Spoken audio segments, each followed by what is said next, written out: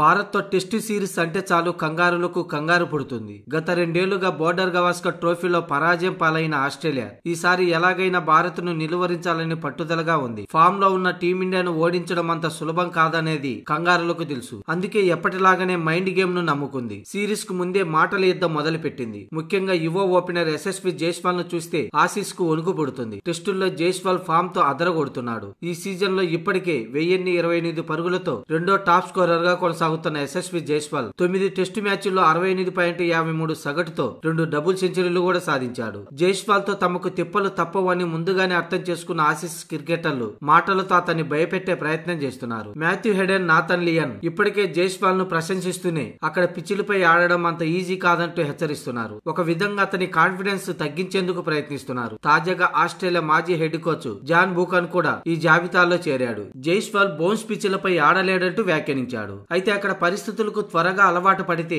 జైస్వాల్ ను ఆసీస్ బౌలర్లు ఆపలేరని భారత ఫ్యాన్స్ కౌంటర్ ఇస్తున్నారు. కాగా నవంబర్ 22 నుంచి ఈ 5 టెస్టుల సిరీస్ ప్రారంభం కానుంది.